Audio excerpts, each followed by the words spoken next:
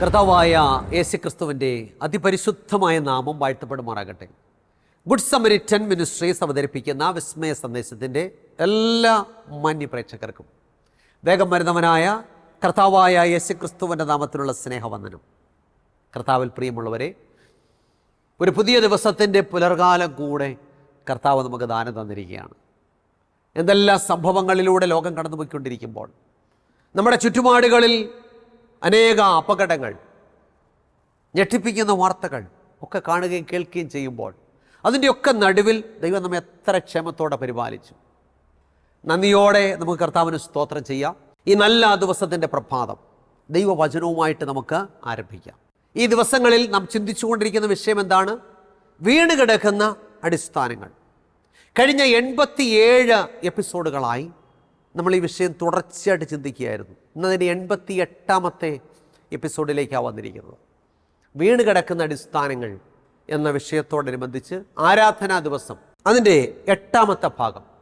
ഇന്ന് നമ്മൾ ചിന്തിക്കുന്നത് അപ്പോസ്തലനായ പൗലോസും ആരാധനാ ദിവസവും എന്നുള്ളതാണ്. ചിന്തയ്ക്ക് ആധാരമായി നമുക്കൊരു വാക്യം വായിക്കാം. റോമാലേഖനം 12ാം അധ്യായം 1-2 വാക്യങ്ങൾ. പൗലോസ് റോമർക്ക് എഴുതിയ ലേഖനം 12ാം അധ്യായം 1-2 വാക്യങ്ങൾ. അവിടെ ഇങ്ങനെ വായിക്കുന്നു: സഹോദരന്മാരെ, ഞാൻ ദൈവത്തിൻ്റെ മനസ്സലിവ് ഓർപ്പിച്ച് നിങ്ങളെ പ്രബോധിപ്പിക്കുന്നത് നിങ്ങൾ ബുദ്ധിയുള്ള ആരാധനയായി നിങ്ങളുടെ ശരീരങ്ങളെ ജീവനും വിശുദ്ധിയും ദൈവത്തിന് പ്രസാദവുമുള്ള യാഗമായി സമർപ്പിപ്പീൻ. ഈ ലോകത്തിന് അനുരൂപമാകാതെ നന്മയും പ്രസാദവും പൂർണ്ണതയുമുള്ള ദൈവഹിതം ഇന്നതെന്ന് തിരിച്ചറിയേണ്ടതിന് മനസ്സ് പുതുക്കി രൂപാന്തരപ്പെടുവിൻ. വളരെ സുപ്രധാനമായൊരു വാക്യമാണ്. അപ്പോസ്തലനായ പൗലോസ് പറയുകയാണ്, ഞാൻ ദൈവത്തിൻ്റെ മനസ്സലിവ് ഓർപ്പിച്ച് നിങ്ങളെ പ്രബോധിപ്പിക്കുന്നത്. I beseech you brethren therefore by the mercies of God. ദൈവത്തിൻ്റെ മനസ്സലിവ് ഓർപ്പിച്ച് നിങ്ങളെ പ്രബോധിപ്പിക്കുന്നത് നിങ്ങൾ ബുദ്ധിയുള്ള ആരാധനയായി നിങ്ങളുടെ ശരീരങ്ങളെ ജീവനും വിശുദ്ധിയും ദൈവത്തിന് പ്രസാദവുമുള്ള യാഗമായി സമർപ്പിക്കണം. ഈ ലോകത്തിന് അനുരൂപരാകാതെ നന്മയും പ്രസാദവും പൂർണ്ണതയുമുള്ള ദൈവഹിതം ഇന്നതെന്ന് തിരിച്ചറിയേണ്ടതിന് മനസ്സ് പുതുക്കി രൂപാന്തരപ്പെടണം. ദൈവത്തിന് സ്തോത്രം. ഇപ്പം ക്രൈസ്തവ ലോകത്തെ ബാധിച്ചിരിക്കുന്ന ഏറ്റവും വലിയ പ്രശ്നമാണ് വിശുദ്ധ ദിവസത്തെക്കുറിച്ചുള്ള അജ്ഞത. അപ്പം ഏറ്റവും വലിയ തെറ്റിൽ ക്രൈസ്തവ ലോകം വീണ് കിടക്കുന്നതും വിശുദ്ധ ദിവസത്തിൻ്റെ കാര്യത്തിലാണ്. വചനം പറയുന്നു, ഒരുത്തൻ ന്യായപ്രമാണം മുഴുവനും അനുസരിച്ച് നടന്നിട്ടും ഒന്നിൽ തെറ്റിയാൽ അവൻ സകലത്തിലും കുറ്റക്കാരനായി തീർന്നു എന്ന ദൈവത്തിൻ്റെ വചനം പറയുമ്പോൾ ഇന്ന് ലോകത്തിലെ ഭൂരിപക്ഷം ക്രൈസ്തവരും വിശുദ്ധ ദിവസത്തിൻ്റെ കാര്യത്തിൽ തെറ്റിൽ വീണ് കിടക്കുകയാണ്. ഇപ്പം തിരുവചനം പറയുന്നതൊന്നും മനുഷ്യൻ അനുസരിക്കുന്നത് മറ്റൊന്നും. വിശുദ്ധ ദിവസത്തിൻ്റെ കാര്യത്തിൽ തെറ്റിൻ്റെ പിടിയിൽ കിടക്കുന്ന മനുഷ്യൻ തങ്ങൾ അകപ്പെട്ടിരിക്കുന്ന തെറ്റിനെ ന്യായീകരിക്കുവാൻ വേണ്ടി പലപ്പോഴും പല ന്യായവാദങ്ങളും പറയാറുണ്ട്. അതിനായിട്ട് പലപ്പോഴും അവർ കൂട്ടുപിടിക്കുന്ന അപ്പോസ്തലനായ പൗലോസിൻ്റെ ലേഖനങ്ങളെയാണ്. അപ്പോസ്തലനായ പൗലോസ് ദൈവകൽപ്പനകൾക്കെതിരെ സംസാരിക്കുന്നു എന്ന് പഠിപ്പിക്കുന്നവരുണ്ട്. എന്നാൽ പൗലോസിന് എന്താ പറയാനായിട്ടുള്ളത്? ഞാൻ ദൈവത്തിൻ്റെ മനസ്സലിവ് ഓർപ്പിച്ച് നിങ്ങളെ പ്രബോധിപ്പിക്കുന്ന പൗലോസ് പറയുകയാണ്, നിങ്ങൾ ബുദ്ധിയുള്ള ആരാധനയായി നിങ്ങളുടെ ശരീരങ്ങളെ ജീവനും വിശുദ്ധിയും ദൈവത്തിന് പ്രസാദവുമുള്ള യാഗമായി സമർപ്പിക്കണം. ഈ ലോകത്തിന് അനുരൂപരാകരുത്. ഇത് അപ്പോസ്തലനായ പൗലോസിന് പറയാനായിട്ടുള്ളത്. പൗലോസ് എന്താ പറയുക? നാം ബുദ്ധിയുള്ള ആരാധനക്കാരായിട്ട് മാറണം. ആരാണ് ഈ ബുദ്ധിയുള്ള ആരാധനക്കാർ? കർത്താവായ യേശുക്രിസ്തുവിനെ രക്ഷിതാവായി സ്വീകരിച്ച് വിശുദ്ധിയും വേർപാടുമുള്ള ജീവിതം നയിച്ച് ദൈവം തന്നിരിക്കുന്ന വിശുദ്ധ ദിവസത്തിൽ ദൈവത്തെ ആരാധിക്കുന്നവനാണ് ബുദ്ധിയുള്ള ആരാധനക്കാരൻ. ഇത് അപ്പോസ്തലനായ പൗലോസിന് നമ്മോട് പറയാനായിട്ടുള്ളത്. നിങ്ങൾ ബുദ്ധിയുള്ള ആരാധനക്കാരായിട്ട് മാറണം. അപ്പോൾ പൗലോസ് അത്തരത്തിലുള്ളൊരു ആരാധനക്കാരനായിരുന്നു. നമ്മൾ അപ്പോസ്തലനായ പൗലോസിനെ കുറിച്ച് പഠിക്കുമ്പോൾ പൗലോസ് വിശുദ്ധ ദിവസത്തെ എങ്ങനെ മാനിച്ചിരുന്നു എന്ന് തിരുവചനം വ്യക്തമായിട്ട് പറയുന്നുണ്ട്. അപ്പോസ്തലന്മാരുടെ പ്രവൃത്തികൾ 17ാം അധ്യായം 2ാമത്തെ വാക്യം. അവിടെ ഇങ്ങനെ വായിക്കുന്നു: പൗലോസ് പതിവ് പോലെ അവരുടെ അടുക്കൽ ചെന്ന് 3 ശബത്തിൽ തിരുവെഴുത്തുകളെ ആധാരമാക്കി അവരോട് വാദിച്ചു. അപ്പോൾ പൗലോസിൻ്റെ പതിവുണ്ടായിരുന്നു, പതിവ് പോലെ അവരുടെ അടുക്കൽ ചെന്ന് 3 ശബത്തിൽ തിരുവെഴുത്തുകളെ ആധാരമാക്കി അവരോട് വാദിച്ചു. അതായത് എല്ലാ വിശുദ്ധ ശബദിലും അപ്പോസ്തലനായ പൗലോസ് ദൈവാലയത്തിൽ പോയി ദൈവത്തെ ആരാധിച്ചിരുന്നു. പൗലോസ് പിതാക്കന്മാർക്ക് കൊടുത്ത ന്യായപ്രമാണവും കൽപ്പനകളും ഒക്കെ അനുസരിക്കുന്ന കൂറുള്ള വ്യക്തിയായിരുന്നു. പൗലോസ് തന്നെ അതിന് സാക്ഷ്യം പറയുന്നുണ്ട്. നമ്മൾ അപ്പോസ്തലന്മാരുടെ പ്രവൃത്തികൾ 24:14 വായിക്കുമ്പോൾ, അപ്പോസ്തലന്മാരുടെ പ്രവൃത്തികൾ 24:14 അവിടെ എന്താ വായിക്കുന്നത്? എന്നാൽ ഒന്ന് ഞാൻ സമ്മതിക്കുന്നു, മതഭേദം എന്നിവർ പറയുന്ന മാർഗപ്രകാരം ഞാൻ പിതാക്കന്മാരുടെ ദൈവത്തെ ആരാധിക്കുകയും ന്യായപ്രമാണത്തിലും പ്രവാചക പുസ്തകങ്ങളിലും പറഞ്ഞിരിക്കുന്നതൊക്കെയും വിശ്വസിക്കുകയും ചെയ്യുന്നു. അപ്പോൾ പൗലോസ് തന്നെ സാക്ഷ്യം പറയാണ്, ഞാൻ പിതാക്കന്മാരുടെ ദൈവത്തെ ആരാധിക്കുന്നു, ന്യായപ്രമാണത്തിലും പ്രവാചക പുസ്തകങ്ങളിലും പറഞ്ഞിരിക്കുന്നതൊക്കെയും വിശ്വസിക്കുകയും ചെയ്യുന്നു. ഒന്നും മാറിപ്പോയെന്നും ഒന്നും പൗലോസ് പറയുന്നില്ല. ഇപ്പം കർത്താവായ യേശുക്രിസ്തുവിൻ്റെ പതിവ് എന്തായിരുന്നുവോ അതേ പതിവായിരുന്നു അപ്പോസ്തലനായ പൗലോസിനും ഉണ്ടായിരുന്നത്. കർത്താവിൻ്റെ പതിവ് എന്തായിരുന്നു? നമുക്കറിയാം, ലൂക്കോസ് 4:16 അവിടെ നിന്ന് വളർന്ന നസ്രത്തിൽ വന്നു, ശബദിൽ തൻ്റെ പതിവ് പോലെ ദൈവാലയത്തിൽ ചെന്നു. അപ്പോൾ യേശുക്രിസ്തു ശബദിൽ തൻ്റെ പതിവ് പോലെ ദൈവാലയത്തിൽ പോയി. അതേ പതിവായിരുന്നു അപ്പോസ്തലനായ പൗലോസിനും, അല്ലേ? പൗലോസ് പതിവ് പോലെ അപ്പോസ്തലപ്രവൃത്തികൾ 17:2 അവരുടെ അടുക്കൽ ചെന്ന് 3 ശബദിൽ തിരുവെഴുത്തുകളെ ആധാരമാക്കിയവരോട് വാദിച്ചു. എന്നാൽ പൗലോസ് പതിവായി വിശുദ്ധ ശബദിൽ ദൈവാലയത്തിൽ പോയിരുന്നത് യഹൂദന്മാരോട് വാദിക്കാനായിരുന്നു എന്ന് പറയുന്നവരുണ്ട്. എന്നാൽ അത് ശരിയല്ല എന്ന് തിരുവചനത്തിൻ്റെ അടിസ്ഥാനത്തിൽ നമുക്ക് മനസ്സിലാക്കാനായിട്ട് സാധിക്കും. കാരണം 1-ാം നൂറ്റാണ്ടിൽ യഹൂദന്മാർക്കും ജാതികളിൽ നിന്ന് വിശ്വാസത്തിലേക്ക് വന്നവർക്കും എല്ലാം ഒരേ ആരാധനാ സ്ഥലവും ഒരേ ആരാധനാ ദിവസവുമായിരുന്നു. അവർ പള്ളികളിൽ അഥവാ സിനഗോഗുകളിൽ വിശുദ്ധ ശബദിലാണ് ആരാധനയ്ക്ക് കൂടി വന്നത്. അപ്പോൾ യഹൂദന്മാരോട് വാദിക്കാനാണ് പോകുന്നതെന്നുണ്ടെങ്കിൽ അവിടെ ജാതികൾ കാണേണ്ട ആവശ്യമില്ലല്ലോ. കാരണം അവർക്ക് ഞായറാഴ്ച ആരാധനയെങ്കിൽ ജാതികൾ അവിടെ കാണാൻ പാടില്ല. എന്നാൽ നാം തിരുവചനം പഠിക്കുമ്പോൾ അവിടെ അപ്പോസ്തലനായ പൗലോസ് പോയിരുന്ന വിശുദ്ധ ശബദിൽ ആ ദൈവാലയത്തിൽ യഹൂദന്മാരെ കൂടാതെ ജാതികളും ക്രിസ്ത്യാനിത്വത്തിലേക്ക് വന്ന ജാതികളും ആരാധനയ്ക്കായിട്ട് അവിടെയാണ് കൂടി വന്നിരുന്നത്. എങ്ങനെ അറിയാം? നമുക്ക് അപ്പോസ്തലന്മാരുടെ പ്രവൃത്തികൾ 13 മുതൽ 16 വരെയുള്ള വാക്യങ്ങൾ വായിക്കാം. അപ്പോസ്തലന്മാരുടെ പ്രവൃത്തികൾ 13-ാം അധ്യായം 13 മുതൽ 16 വരെ. അവിടെ ഇങ്ങനെ വായിക്കുന്നു: പൗലോസും കൂടെയുള്ളവരും പാഫോസിൽ നിന്ന് കപ്പൽ നീക്കി പംഫുല്യ ദേശത്തിലെ പെർഗയ്ക്ക് ചെന്നു. അവിടെ വെച്ച് യോഹന്നാൻ അവരെ വിട്ടു പിരിഞ്ഞു യെരുശലേമിലേക്ക് മടങ്ങിപ്പോയി. അവരോ പെർഗയിൽ നിന്ന് പുറപ്പെട്ട് പിസിദ്യ ദേശത്തിലെ അന്ത്യോക്യയിൽ എത്തി. ശബദ നാളിൽ പള്ളിയിൽ ചെന്നിരുന്നു. ശ്രദ്ധിക്കണമേ, ന്യായപ്രമാണവും പ്രവാചകങ്ങളും വായിച്ചു തീർന്നപ്പോൾ പള്ളിപ്രമാണികൾ അവരുടെ അടുക്കൽ ആളയച്ചു. സഹോദരന്മാരെ, നിങ്ങൾക്ക് ജനത്തോട് പ്രബോധനം വല്ലതും ഉണ്ടെങ്കിൽ അറിയിപ്പിനെന്ന് പറഞ്ഞു. അപ്പോൾ പൗലോസ് എഴുന്നേറ്റ് ആംഗ്യം കാട്ടി പറഞ്ഞത്: ഇസ്രായേൽ പുരുഷന്മാരും ദൈവഭക്തന്മാരുമായുള്ളവരെ കേൾപ്പീൻ. അപ്പോൾ ഈ വാക്യം വളരെ പ്രധാനപ്പെട്ട ഒരു വാക്യമാണ്. ഇവിടെ അപ്പോസ്തലനായ പൗലോസും കൂടെയുള്ളവരും ഒരു വിശുദ്ധ ശബദിൽ പിസിദ്യ ദേശത്തിലെ അന്ത്യോക്യയിലുള്ള പള്ളിയിൽ ആരാധനയ്ക്കായിട്ട് പോയി. അപ്പോൾ വാദിക്കാൻ വേണ്ടി മാത്രം പോയതാണെന്ന് പറയരുത്, ആരാധനയ്ക്കായിട്ട് പോയി. അവിടെ പള്ളിയിൽ ആരാധന മധ്യേനായ പ്രമാണവും പ്രവാചക പുസ്തകങ്ങളൊക്കെ വായിച്ചു കഴിഞ്ഞപ്പോൾ പള്ളിപ്രമാണികൾ പൗലോസിൻ്റെ അടുക്കൽ സഹോദരന്മാരെ വിട്ട് പറഞ്ഞു, നിങ്ങൾക്ക് ജനത്തോട് എന്തെങ്കിലും പ്രബോധനമുണ്ടെങ്കിൽ അറിയിക്കാം. അങ്ങനെ അപ്പോസ്തലനായ പൗലോസ് അതിനായിട്ട് എഴുന്നേറ്റു. അപ്പോൾ പൗലോസ് ആ പള്ളിയിലുള്ളവരെ അഭിസംബോധന ചെയ്യുന്നത് വളരെ പ്രധാനപ്പെട്ട ഒരു കാര്യമാണ്. എന്താണ് പൗലോസ് അഭിസംബോധന ചെയ്തത്? ഇസ്രായേൽ പുരുഷന്മാരും ദൈവഭക്തന്മാരുമായുള്ളവരെ കേൾപ്പീൻ. അപ്പോൾ ഇതിൽ നമുക്കൊരു കാര്യം മനസ്സിലാക്കാം. ആ പള്ളിയിൽ 2 വിഭാഗം ജനങ്ങളുണ്ട്: ഇസ്രായേൽ പുരുഷന്മാരും ദൈവഭക്തന്മാരും. അതെങ്ങനെ തിരിച്ചറിയാം?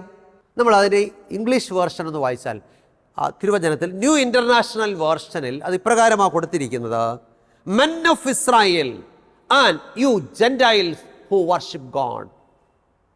Men of Israel and you gentiles who worship God.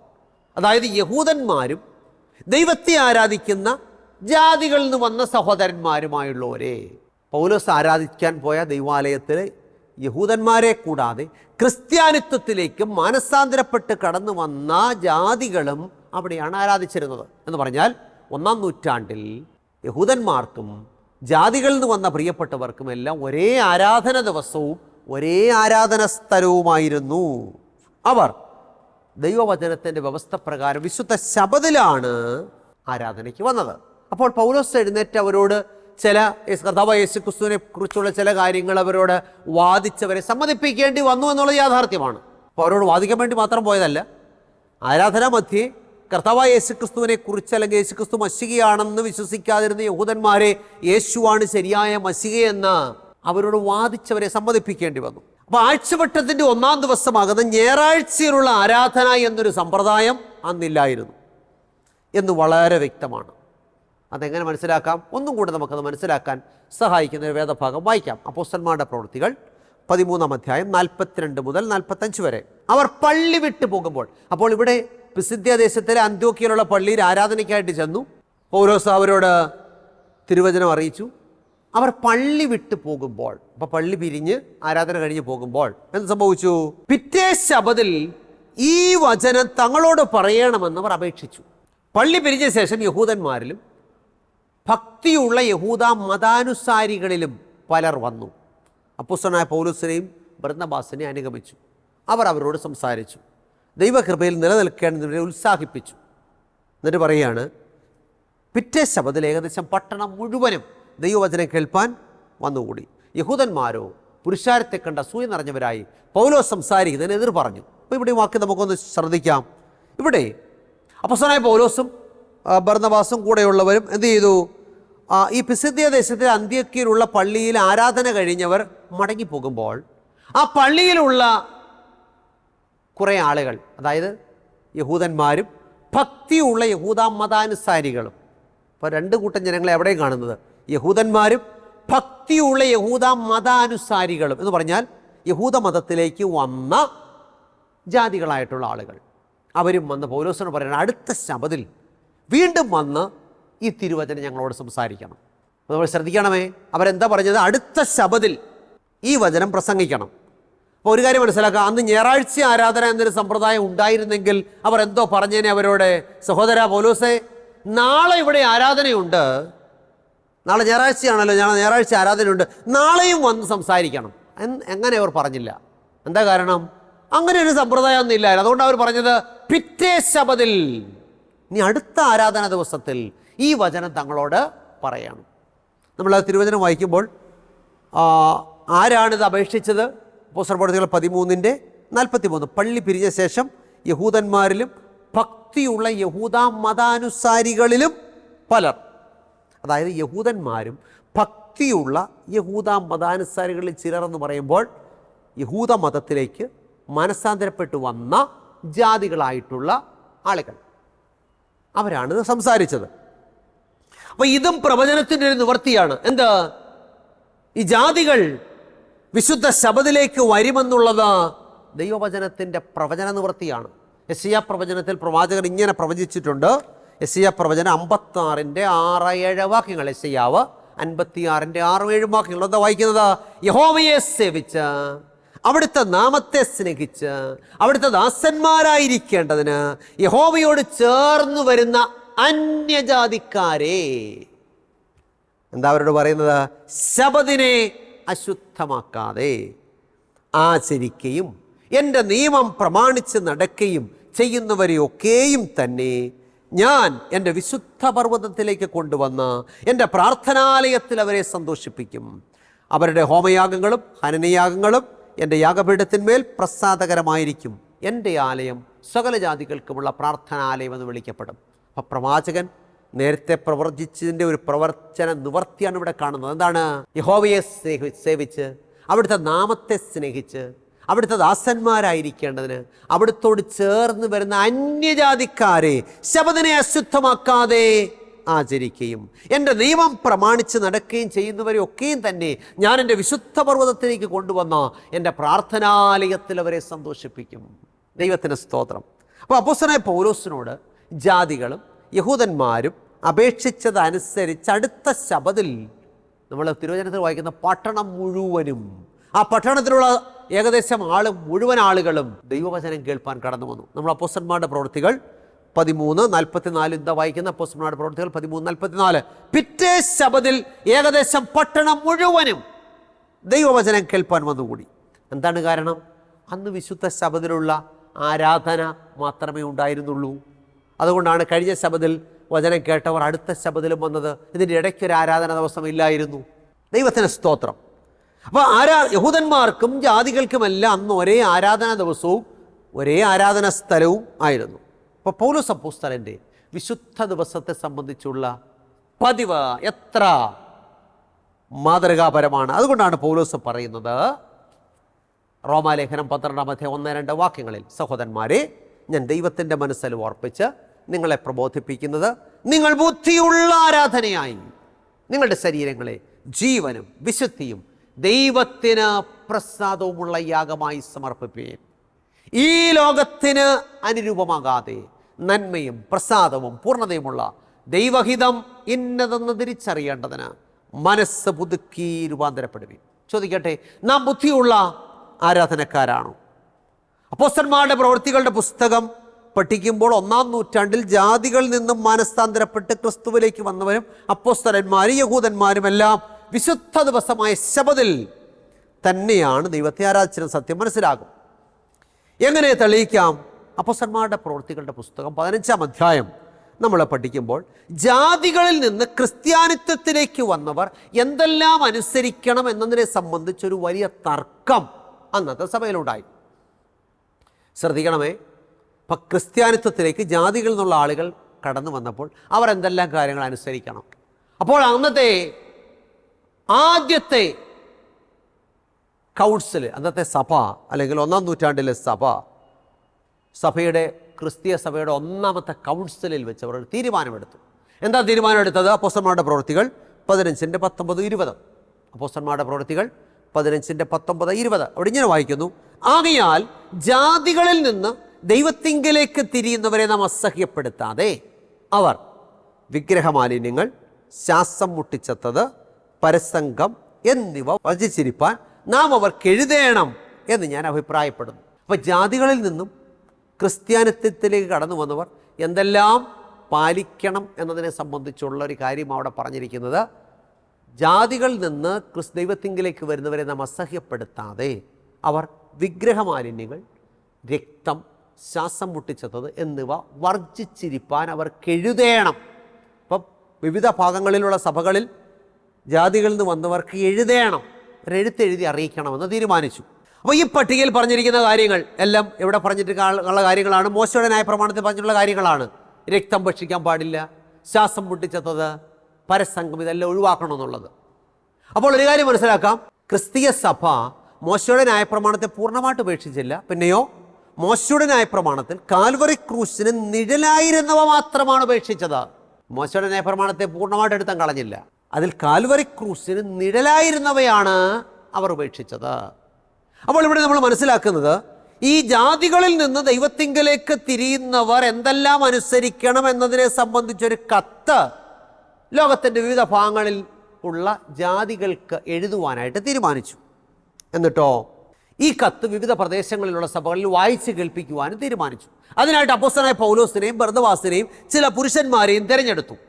അവരെ ഈ കത്തുമായിട്ട് അയച്ചു. ഇനി ശ്രദ്ധിക്കണം, അവർ ഈ തീരുമാനം എവിടെ വായിച്ച് കേൾപ്പിക്കണമായിരുന്നു? ഈ കത്ത് എവിടെ കൊണ്ടുപോയി വായിച്ച് കേൾപ്പിക്കുന്നത്? ജാതികളെ വായിച്ച് കേൾപ്പിക്കുന്നത്? അപ്പോസ്തലന്മാരുടെ പ്രവൃത്തികൾ 15-ാം അധ്യായം 21 പറയുന്നു, ശബത് തോറും പള്ളികളിൽ. ഇപ്പം ഈ ജാതികൾക്കുള്ള കത്ത് എവിടെ വായിക്കുന്നത്? ശബത് തോറും പള്ളികളിൽ, സിനഗോഗുകളിൽ. അപ്പോൾ ഒരു കാര്യം മനസ്സിലാക്കാം, അപ്പം സിനഗോഗുകളിൽ വിശുദ്ധ ആരാധന എന്ന വിശുദ്ധ ശബത്തിലാണ്. അപ്പം ജാതികൾ അവിടെ എങ്ങനെ വന്നു? ക്രിസ്ത്യാനിത്വത്തിലേക്ക് വന്നവർ ഞായറാഴ്ചയായിരുന്നെങ്കിൽ അവിടെ വരാൻ പാടില്ലല്ലോ. ജാതികൾക്കും യഹൂദന്മാർക്കുമെല്ലാം ഒരേ വിശുദ്ധ ദിവസവും ഒരേ ആരാധനാ സ്ഥലവുമായിരുന്നു. അവരെല്ലാം സിനഗോഗുകളിലാണ് കൂടി വന്നത്, യെരൂശലേം ദേവാലയത്തിലും മറ്റ് സിനഗോഗുകൾ. അതുകൊണ്ടാണ് ഈ ജാതികൾക്കുള്ള കത്ത് പള്ളികളിൽ വായിച്ച് കേൾപ്പിച്ചത്. കാരണം ആ പള്ളികളിൽ യഹൂദന്മാരും ജാതികളും ഒരുമിച്ച് ആരാധിച്ചിരുന്നു. കാരണം ഞായറാഴ്ച ആരാധന എന്നൊരു സമ്പ്രദായം അന്നില്ലായിരുന്നു. പ്രിയമുള്ളവരെ, വചനം എത്ര വ്യക്തമാണ്. ദൈവം തന്നിരിക്കുന്ന വിശുദ്ധ ദിവസത്തിന് യാതൊരു മാറ്റവുമില്ല എന്നുള്ള കാര്യം വളരെ പച്ച പരമാർത്ഥമാണ്. അതുകൊണ്ടാണ് അപ്പോസ്തലനായ പൗലോസ് പറയുന്നത്, റോമാലേഖനം 12-ാം അധ്യായം 1-2 വാക്യങ്ങൾ, സഹോദരന്മാരെ, ഞാൻ ദൈവത്തിൻ്റെ മനസ്സിൽ ഓർപ്പിച്ച് നിങ്ങളെ പ്രബോധിപ്പിക്കുന്നത് നിങ്ങൾ ബുദ്ധിയുള്ള ആരാധനക്കാരായി മാറണം. നാം ബുദ്ധിയുള്ള ആരാധനക്കാരാണോ അല്ലാത്തവരാണോ? ബുദ്ധിയുള്ളവർ ദൈവം തന്നിരിക്കുന്ന വിശുദ്ധ ദിവസത്തിൽ വിശുദ്ധിയിലും വേർപാടിലും ദൈവത്തെ ആരാധിക്കുമ്പോൾ, ബുദ്ധിയില്ലാത്തവർ പിശാച് വെച്ച് നീട്ടിയിരിക്കുന്ന ആരാധനാ ദിവസത്തിൽ ആരാധിക്കുന്നവരാകുമ്പോൾ അവൻ്റെ ആരാധനക്കാരായിട്ട് മാറുകയാണ്. നാം ദൈവത്തിൻ്റെ ആരാധനക്കാരായിട്ട് മാറണമെങ്കിൽ ദൈവം തന്നിരിക്കുന്ന വിശുദ്ധ ദിവസത്തിൽ ദൈവത്തെ ആരാധിക്കുന്നവരായിട്ട് മാറണം. അത്ര പച്ചയായ പരമാർത്ഥമാണ് പ്രിയമുള്ളവരെ തിരുവചനം നമ്മുടെ മുമ്പിൽ വരച്ച് കാട്ടുന്നത്. നാം വചനപ്രകാരം ജീവിക്കുന്നവരാണോ, വചനപ്രകാരം ആരാധിക്കുന്നവരാണോ, വചനം വിട്ട് ആരാധിക്കുന്നവരാണോ എന്ന് ഈ പകൽക്കാലം തീരുമാനമെടുക്കുക. നാം വചനം വിട്ട് ജീവിക്കുന്നവരാണെങ്കിൽ ഇനി സമയം കഴിഞ്ഞിട്ടില്ല, നമുക്ക് മാനസാന്തരപ്പെടാനുള്ള അവസരമാണിത്. നല്ല തീരുമാനമെടുക്കാം. കർത്താവേ, തിരുവചനപ്രകാരം, അവിടുന്ന് കാണിച്ച മാതൃക പ്രകാരം, അപ്പോസ്തലന്മാർ കാണിച്ച മാതൃക പ്രകാരം, പ്രവാചകന്മാർ കാണിച്ച മാതൃക പ്രകാരം വിശുദ്ധ ശബത്തിൽ, വിശുദ്ധ ദിവസത്തിൽ ദൈവത്തെ ആരാധിപ്പാൻ അടിയനെ സഹായിക്കണമേ എന്ന് നമുക്ക് ദൈവത്തോട് പ്രാർത്ഥിക്കാം. ഞാൻ പ്രാർത്ഥിക്കാനായിട്ട് പോവുകയാണ്. പ്രിയമുള്ളവരെ, നിങ്ങളുടെ പ്രാർത്ഥനാ വിഷയങ്ങൾ എന്തു തന്നെയായിരുന്നാലും എന്നോട് ചേർന്ന് പ്രാർത്ഥിക്കാം. നാം നല്ല തീരുമാനത്തോടെയും സമർപ്പണത്തോടെയും പ്രാർത്ഥിച്ചാൽ തീർച്ചയായിട്ടും ദൈവം നമ്മുടെ പ്രാർത്ഥന കേൾക്കും. കണ്ണുകളെ അടയ്ക്കാൻ പ്രാർത്ഥിക്കാം. അടിയങ്ങളെ സ്നേഹിക്കുന്ന ഞങ്ങളുടെ നല്ല ദൈവമേ, സ്വർഗ്ഗസ്ഥ പിതാവേ, ഞങ്ങളെ കേൾപ്പിച്ച മാറ്റമില്ലാത്ത തിരുവചനത്തിനായിട്ട് സ്തോത്രം. അപ്പോസ്തലനായ പൗലോസും ആരാധന ദിവസവും എന്നുള്ള വലിയ വിഷയം ചിന്തിക്കുവാൻ കർത്താവ് ഞങ്ങളെ സഹായിച്ചല്ലോ.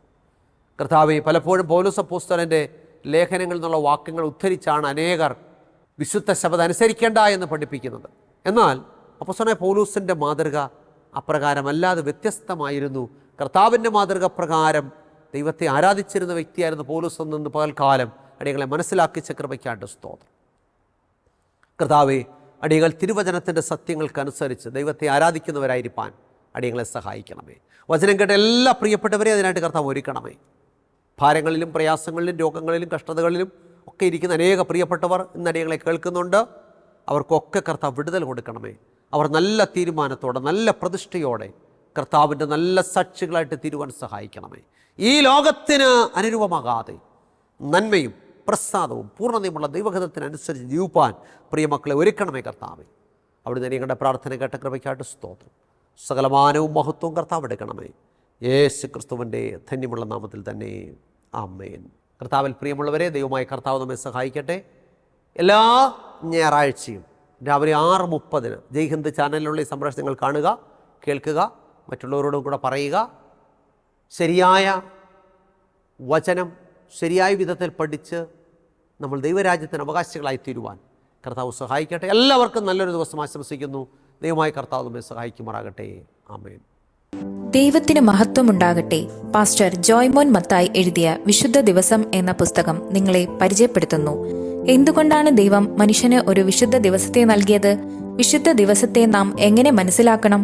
ശരിക്കും ദൈവം തന്ന വിശുദ്ധ ദിവസത്തിലാണോ നാം ദൈവത്തെ ആരാധിക്കുന്നത്? വ്യവസ്ഥ തെറ്റിച്ചുള്ള ആരാധനയിൽ ദൈവം പ്രസാദിക്കാമോ? വിശുദ്ധ ദിവസത്തിന്റെ കാര്യത്തിൽ ചരിത്രത്തിൽ സംഭവിക്കുന്ന ഏറ്റവും വലിയ ചതിവെന്താണ്? വിശുദ്ധ ദിവസവും ന്യായവിധിയും തമ്മിലുള്ള ബന്ധമെന്താണ്? തുടങ്ങി വിശുദ്ധ ദിവസത്തെ സംബന്ധിച്ച് നിങ്ങൾ അറിഞ്ഞിരിക്കേണ്ട ധാരാളം അറിവുകൾ കോർത്തിണക്കിയ പുസ്തകം. 272 പേജുകളുള്ള ഈ പുസ്തകത്തിന് പോസ്റ്റേജ് ഉൾപ്പെടെ നിങ്ങൾ നൽകേണ്ട വില 75 രൂപയാണ്. പുസ്തകം VPP ആയി നിങ്ങളുടെ വീട്ടിൽ ലഭിക്കാൻ താല്പര്യമുള്ളവർ പിൻകോഡ് സഹിതം അഡ്രസ് SMS ചെയ്യുകയോ വിളിച്ചു പറയുകയോ ചെയ്യുക. നമ്പർ 9740977977. ശ്രീ പേരകത്ത് ചെറിയാൻസ്കറിയ എഴുതിയ ഒരു ഉത്തമ ഗ്രന്ഥം ഞങ്ങൾ അവതരിപ്പിക്കുന്നു. ഇത് തിരുവചന സത്യം.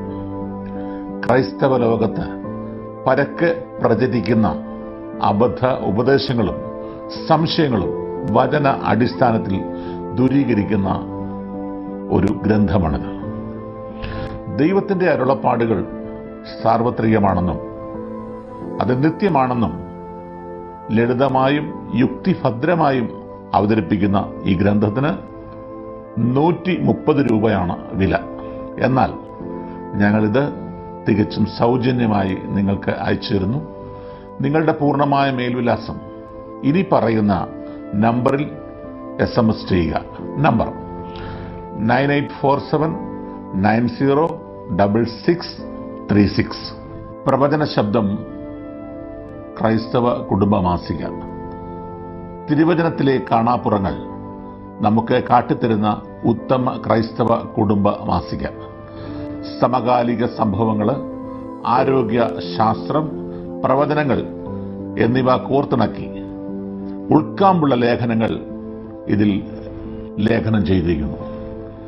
വരിക്കാരാകാൻ ആഗ്രഹിക്കുന്നവർ ഇനി പറയുന്ന നമ്പറിൽ SMS ചെയ്യുക. നമ്പർ 9495555082. വാർഷിക വരിസംഖ്യ വെറും 150 രൂപ മാത്രം.